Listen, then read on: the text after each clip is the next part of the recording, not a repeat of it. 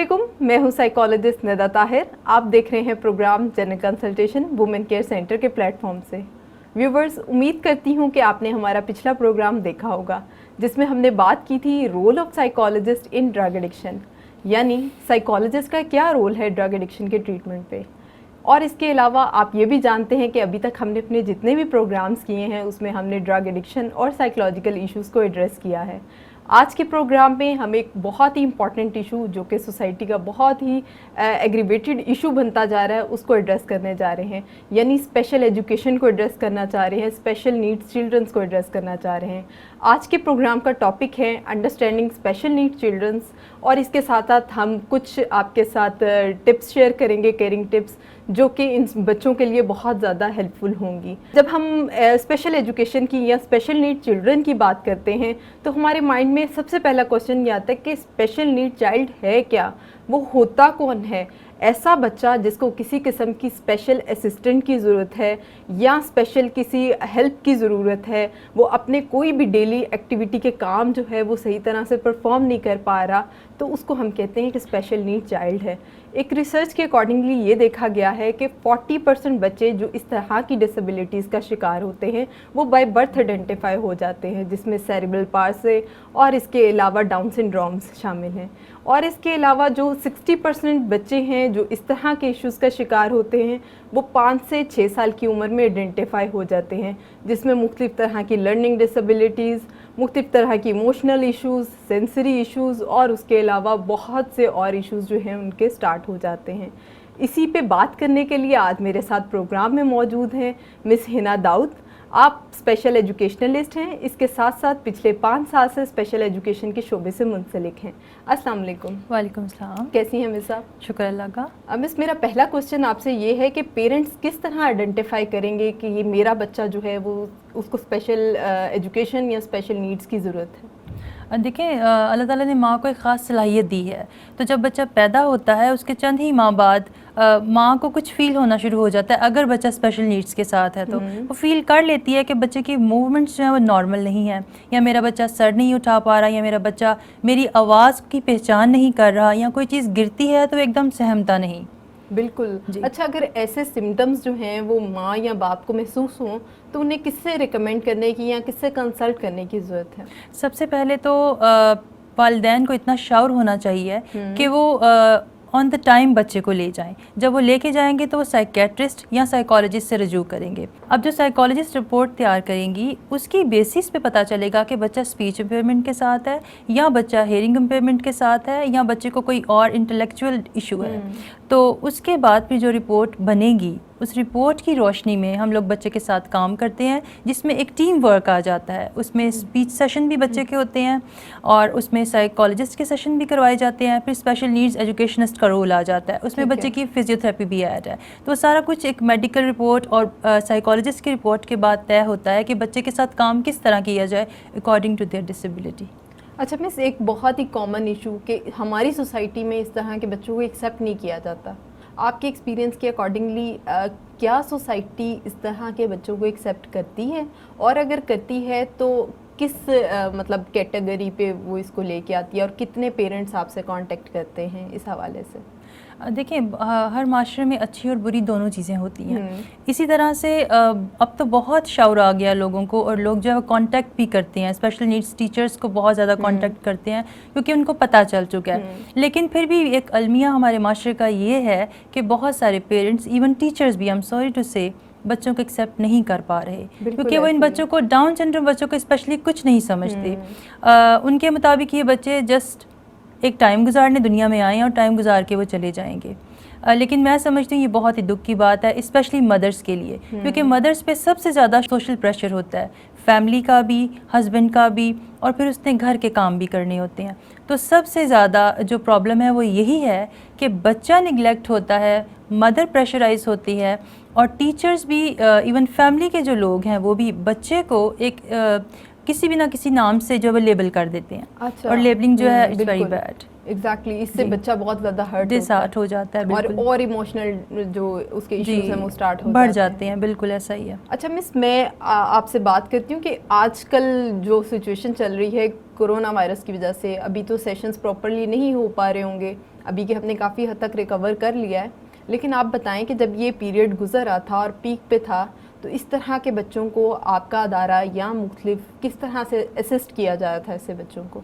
میں سمجھتی ہوں کوئی بہت زیادہ ایسے بچوں کے لیے کام نہیں ہو پایا، کیونکہ کرونا وائرس کی وجہ سے جو سچویشن تھی وہ نارمل لوگوں کے لیے بھی ویسی ہی تھی، اور اسپیشل بچوں کے لیے بھی، پرسنس کے لیے، اسپیشل پرسن کے لیے بھی بہت ڈیفیکلٹ سچویشن تھی.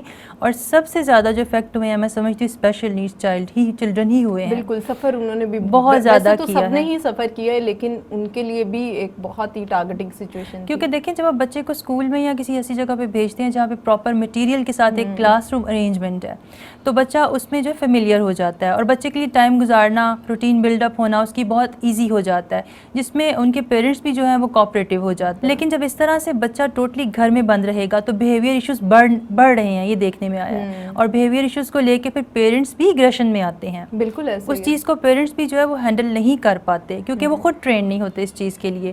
اور سب سے زیادہ جو ہے وہ اس میں مدرس پستی ہیں، کیونکہ ہسبینڈ باہر کی روٹین سے فیڈ اپ ہو کے گھر آتے ہیں، بزنس نہیں ہے، یہ فیڈ اپ ہیں وہ، اور اس کی وجہ سے سارا ایگریشن ایک تو سافٹ وکٹم پہ نکلتا ہے جو بچے ہیں، اور مدرس پہ نکلتا ہے. تو اس کے لیے میں پیرنٹس کو ریکویسٹ کرنا چاہوں گی، اسپیشلی فادرس کو، کہ وہ اپنے بچوں کو پولائٹلی ڈیل کریں.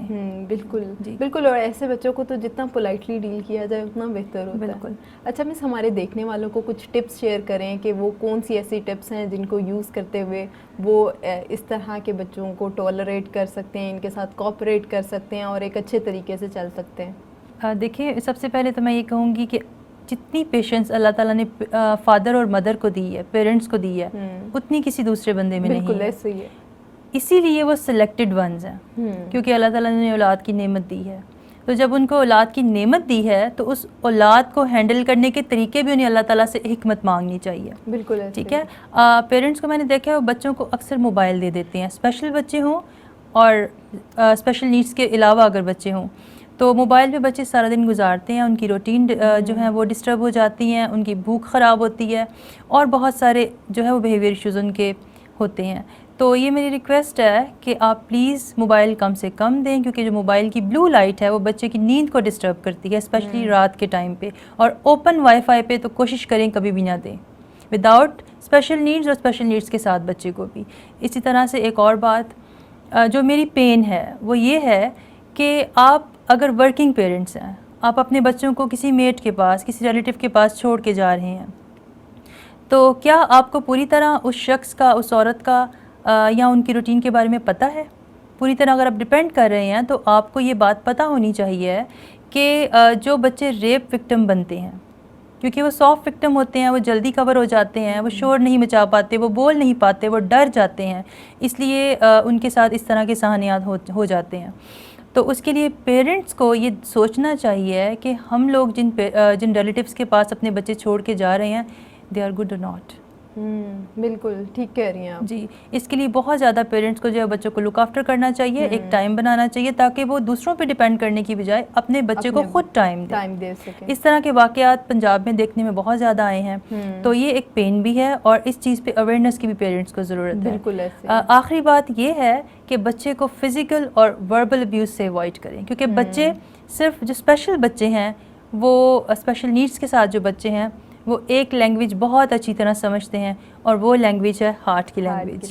بالکل ایسے. ٹھیک ہے. آپ ان کی آنکھوں سے ان کا اندازہ کر سکتے ہیں، جو پرسن لائک ڈس لائک کرتے ہیں ان کی آنکھیں بتا دیتی ہیں آپ کو. وہ بچے نہیں بھی بول سکتے تو آپ انہیں فیل کر لیتے ہیں. بالکل، آپ کے ایکسپریشنز جو ہیں جی بالکل گیسچر سے وہ شو کروا دیتے ہیں آپ کو اپنے. تو آپ دیکھیں ایسے بچوں کے لیے کام کرنا مشکل نہیں ہے، لیکن کام دل کے ساتھ کیا جائے. بالکل ایسے ہی ہے. بہت شکریہ میڈم. میں امید کرتی ہوں کہ ہمارے ویورز نے بہت کچھ سیکھا ہوگا آج کے پروگرام سے. آج جیسے کہ ہمارا آج کا ٹاپک تھا understanding children with special need, اور اس کے ساتھ ساتھ ہم نے مختلف ٹپس آپ کے ساتھ شیئر کی تھی. امید کرتی ہوں کہ آپ نے بہت اچھے سے اس کو انڈرسٹینڈ کیا ہوگا. میڈم نے جیسے آپ کے ساتھ بات کی کہ اگر ایسا کوئی بچہ آپ کے ارد گرد موجود ہے تو آپ کو کسی سائیکالوجسٹ یا سائیکیٹرسٹ سے کنسلٹ کرنے کی ضرورت ہے. اس کے ساتھ ساتھ میڈم نے کچھ ٹپس آپ کے ساتھ شیئر کی، جس میں سب سے پہلے تو موبائل فون کا یوز جو ہے وہ بالکل کم کر دیا جائے. वैसे तो आम बच्चों में भी यूज़ कर दिया जाए, लेकिन जो स्पेशल नीड्स के साथ बच्चे हैं उनका भी मोबाइल फ़ोन जो है वो बहुत मुख्तसर वक्त के लिए उनको दिया जाए। उसके अलावा अगर आप घर में बच्चों को छोड़ जाते हैं किसी मेड के पास या किसी इत्मीनान के बंदे के पास, तो प्लीज़ काइंडली उस पर नोटिस रखें और अपना भी डबल चेक रखें। सबसे पहले तो ये देखें कि वो बच्चा आपकी ही असिस्टेंट में रहे तो सबसे बेहतर है। उसके अलावा लास्ट टिप जो उन्होंने आपके साथ शेयर की कि काइंडली बच्चों को एब्यूज़िव या किसी भी इमोशनल टॉर्चर से ना डील किया जाए, उनके साथ एक बहुत नरम लहजे के साथ बात की जाए, क्योंकि वो हार्ट की लैंग्वेज जानते हैं, वो आपके एक्सप्रेशंस को समझते हैं।